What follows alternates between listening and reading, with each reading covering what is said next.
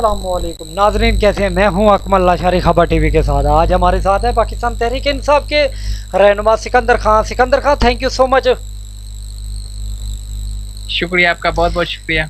सिकंदर खान, कीमतें बढ़ती हैं तो खान साहब के दौर में तो आउट ऑफ कंट्री के लोग और कुछ जो प्लांटेड है और पाकिस्तान में जो प्लांटेड है वो शोर करते थे। क्या कहेंगे आप कि जो खान साहब के दौर में कीमतें बढ़ती थी, 2 रुपये बढ़ते थे तो शोर होता था, ज़कात लिफाफा साफ़ी शोर करते थे, मीडिया के पर लोग जो है ना वो शोर करते थे। आज मीडिया को भी चुप लग गई है, ज़कात लिफाफा साफ़ियों को भी चुप लग गई है। आप क्या कहेंगे इसके बारे में? तो मैं सिर्फ एक ही जवाब दूंगा, वह तो इज़्ज़ो मंतशा व तो ज़िल्लो मंतशा। अल्लाह ने खान साहब को इज्जत दी, अल्लाह ने उन्हें कामयाबी दी है।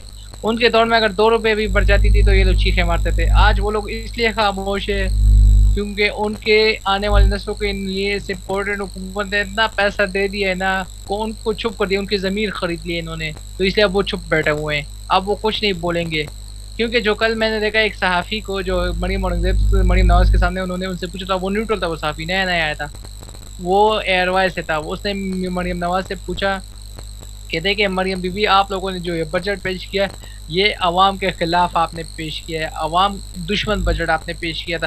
खान साहब के दौर में आप जब एक भी चीज़ बजट में बढ़ती थी तो आप लोग तो बड़ी चीखें मारते थे। कहाँ गया वो महंगाई मकाऊ मार्च, कहाँ गया वो असम्बली में चीखें मारना, कहाँ गया वो बेकर्स कांट बी चूजेज। और आपकी जिस बंदे ने ये बजट बनाया है वो तो खुद इससे 320 अरब रुपए का गई है। इस बारे में आप क्या कहें? तो कहती नहीं नहीं नहीं नहीं, ये तो बड़ी मासूम, मेरी दोस्त है, बड़ी मासूम है, ये तो छोड़नी नहीं है। तो इस पर वो, उसको इतना डर लग गया मरीम औरंगजेब को उसने एक लफ्ज भी नहीं बोला। और ये लोग 2000 रुपये देते थे ना, हाँ, अपने दौर में अभी दे रहे लोगों को। 2000 से क्या होगा मुझे ये बताएं? 2000 से आटा मिलेगा, चीनी मिलेगी, बच्चों की फीसें अदा हो सकती हैं, बिजली का बिल कम होगा। वो तो खान साहब के दौर में लोग शुक्रिया अदा करें खान साहब का कि अभी भी उनको कदर आ गई कि 14,000 रुपये हमें मिलते थे, उससे हमारा दुकान भी चलता था, हमारे कर्जे भी खत्म होते थे, हमारे बच्चों की फीसें भी अदा होती थी, सब कुछ होता था, हमें 14,000 से ज्यादा पैसे थे। लेकिन इनको कहना चाहता हूँ, इन लिफाफा को, कि आप लोग क्यों नहीं जा रहे मार्केट? बताए ना क्यों नहीं जा रहे? डर लगा हुआ है? पब्लिक का सामना नहीं कर सकते क्या? या फिर पब्लिक आपको जूते मारेगी उस पर डर रहे हो? तो इन लोगों को डर लगा हुआ है।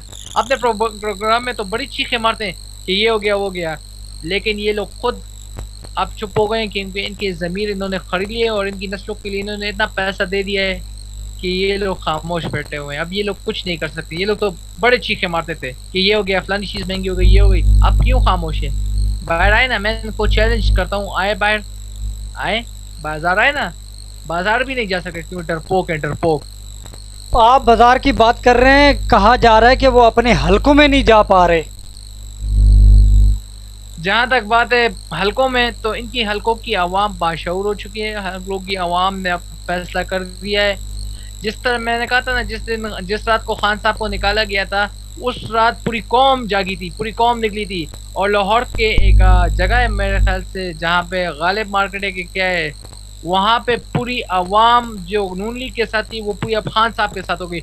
और उन्होंने कहा कि अब हम नून लीग को वोट नहीं देंगे, अब हम खान साहब को फिर वोट देंगे और खान साहब को फिर लाएंगे इंशाल्लाह 2 तिहाई अक्सर से। क्योंकि खान साहब के दौर में महंगाई सिर्फ 2 या 3% से ज्यादा थी, इन्होंने तो 40 या 50 गुना चीजें बढ़ा दी हैं। तो इनको शर्म आनी चाहिए सब चीजें, कीमतें बढ़ाने की। और ये लोग किसको खुश करने के लिए ये कीमतें बढ़ा रहे हैं मुझे ये बताएं? IMF तो इनको किस देने वाला नहीं है, चीन इनको सीपैक में डालने वाले, चीन ने तो पूरा सीपैक ही खत्म कर दिया है। और तुर्की भी इनको पैसे नहीं देने वाला, ना ही रशिया देने वाला है, ना कतर देने वाला है, ना ओमान देने वाला, कोई मुल्क नहीं देने वाला हमें।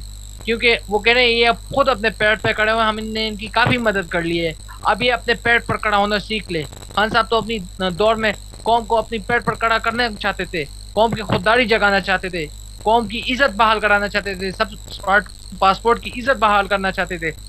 लेकिन मजबूरन एक रिजीम चेंज के तहत उनको निकाला गया है। और आज वही लोग कह रहे हैं जो बाहर बैठे हुए काम करें, पाकिस्तान के मजदूर, वो कह रहे हैं अब हम किसी सूरत पाकिस्तान नहीं आएंगे और हम अपना किसी सूरत पाकिस्तान पैसा नहीं भेजेंगे। क्योंकि अगर हम भेजेंगे तो ये लोग अपनी जेब में डालेंगे, अपने अकाउंट्स में डालेंगे और बाहर मुल्क जायदाद बनाएंगे। तो इसलिए हम इनको एक भी पैसा हम नहीं भेजेंगे। मियां मंशा ने खुद कहा है कि हमें सऊदीया बाग कहता है कि आप अपने वसाइल इस्तेमाल करें और आप अपने ज़राए पैदा करें, आप क्या रोज़ रोज़ हमसे पैसे मांगने आ जाते हैं। उन्होंने तो खुद इजहार कर दिया, क्या कहेंगे आप? मियां मंशा साहब ने जो इजहार किया है वो बिल्कुल ठीक किया है, क्योंकि सऊदी अरब कब तक पाकिस्तान की मदद कर सकेगा, कब तक करेगा। ये भीख भीख मांग कर हमें कहते थे भिखारी हो आप अपनी जेब में पैसे डाल रहे हो। हमें खान साहब को इन्होंने सर माजरत कहता, हम बैगर कांट चूजर है ना, इसलिए रोज हम वहाँ जाते हुए हमें जो है ना वहाँ पर अच्छा लगता है। तो कह रहा हूँ, यही तो कह रहा हूँ ना, यही तो कह रहा हूँ मैं। इन्होंने खान साहब को कहा, जब वो कोरोना के लिए फंड बाहर से ले रहे थे, नौजवानों से ले रहे थे, तो कहते थे कह देंगे खान साहब भिखारी बन गया है। तो मैं इनको कहना चाहता हूँ, खान साहब जब अपने दौर में भिखारी बने थे ना, तो वो अपने लिए तो नहीं बने थे, वो तो अपनी कौम के लिए बने थे। और आज आप लोग खुद के भिखारी बन गए हो। तो भिखारियों की तरह भीख मांगने से अच्छा है कि आप अपने लिए एक आस्थाना खोल लो और बच्चों की तरह भीख मांगना शुरू कर दो। जिस तरह बाहर के स्ट्रीट में बच्चे, जो माजूर बच्चे थे, वो सदर में भीख मांगते, कहते हैं अल्लाह के नाम पे दे दो बाबा, इस तरह बस अल्लाह के नाम लिया करो, आपको कोई मुल्क कर्जा नहीं देगा इंशाल्लाह। मुझे से लिख लें, हमारे मुल्क को आपने इतना गिरा दिया है, इतना बैंक करप्ट कर दिया है, इतना सब पासपोर्ट की हमारी इज्जत नहीं रही। आपने धांधली के प्रोग्राम बनाए, आवाम के वोट पर आपने डाका मारा है, और अब आप आवाम से ये एक्सपेक्ट करते हो कि वो आपको वोट दे अगले इलेक्शन में। तो ये मुझसे लिख लें चेरी ब्लॉसम साहब, अगर आप मुझे सुन रहे हैं मुझसे लिख लें, आवाम अब जाग चुकी है, आवाम आपकी शक्ल से नफरत करती है। आवाम कहती है इसको हाथ लगाने से हमारे हाथ गंदे हो जाएंगे, हमें खान साहब वापस चाहिए। और इंशाल्लाह खान साहब आएंगे और 2 तिहाई एक सिर से फिर आएंगे इंशाल्लाह। और महंगाई चाहे जितनी भी उरूज पर हो, इंशाल्लाह जब खान साहब फिर आएंगे ना, इंशाल्लाह 15 रूस ने खुद कहा, अगर खान साहब को 15 साल के लिए ये और मजीद रहने देते ना, तो मुझसे लिख लें हम इनको 80% पेट्रोल और सस्ता देते, हम इनको गंदम भी देते, सब कुछ देते इनको सस्ता। लेकिन एक साजिश के तहत इन्होंने खान साहब को हटाया। अगर ये इतने ही नातजुर्बाकार थे तो फिर ये साजिश क्यों की इन्होंने, क्यों खान साहब को इन्होंने हटाया? क्योंकि अमेरिका से इन्होंने डॉलर लिए हुए हैं, और डॉलर इन्होंने अपने बच्चों को दिए हैं हराम के पैसे। आज जो हमजा शरीफ की जो प्रेस कॉन्फ्रेंस थी, वजीर आला जो अपने आप को बड़े तीर मारे इसने, कहता है मैं आवाम पर बोझ नहीं डालना चाहता, मैं आवाम पर बोझ कम करना चाहता हूँ। तो ये अपने वालिद मोहतरम चेरी ब्लॉसम को बताओ ना, हमें क्यों बता रहे हो?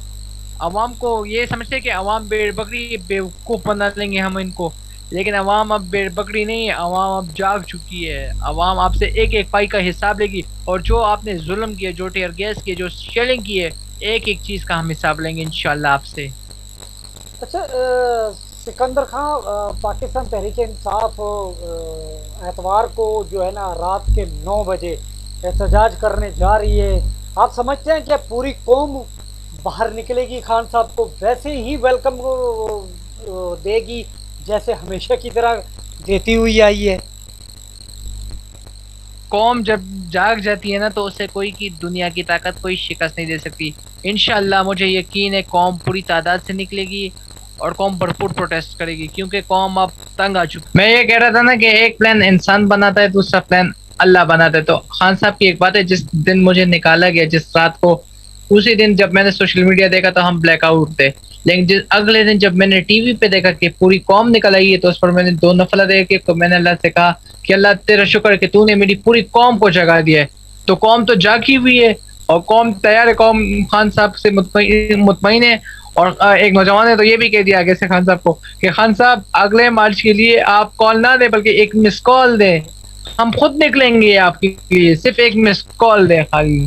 जिस तरह मैं एक फोन पे अगर किसी को मिस कॉल दूं ना, तो उससे पता चल जाता है कि ये बंदा तैयार है, तो हम तैयार हैं। बस सिर्फ इसी तरह एक मिस कॉल देनी है खान साहब ने, हम तैयार हैं बस।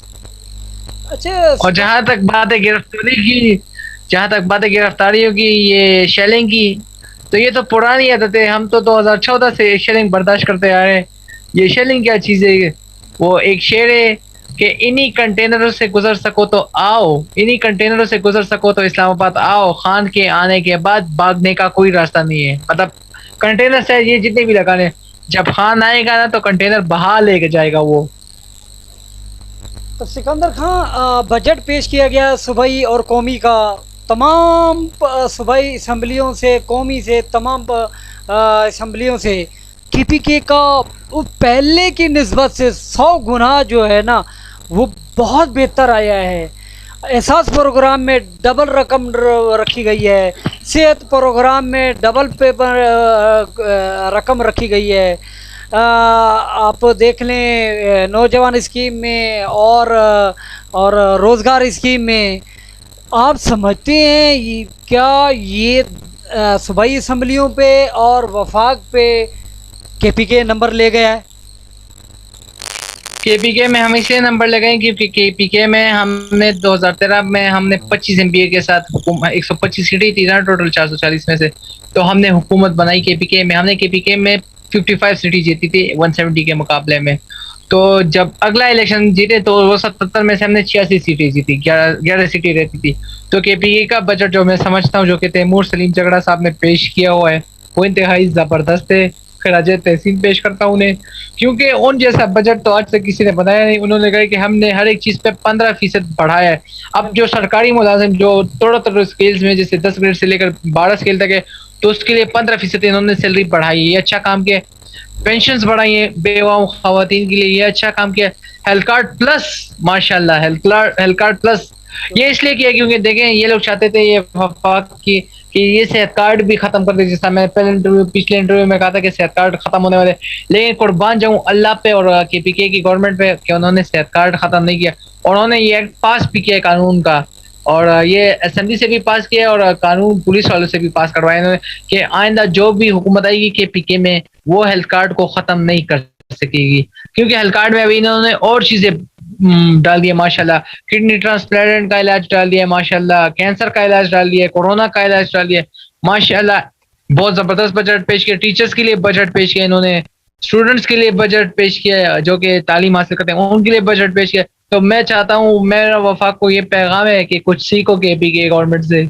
आप लोगों का बजट महंगा था, सिंध का महंगा था, बलूचिस्तान का मैं नहीं जानता कि कैसा होगा, लेकिन सबसे अच्छा बजट जो पेश हुआ है वो केपीके का है और वो जबरदस्त बजट है। आखिर में मुल्क और कौम को क्या पैगाम देंगे इस बजट में, इस महंगाई में? मैं तो अपनी कौम को ये पैगाम दूंगा कि थोड़े से महीने आप बर्दाश्त कर लें, इंशाल्लाह मुझे यकीन है खान साहब जब आएंगे फिर इंशाल्लाह इससे सस्ता बजट आपको देंगे।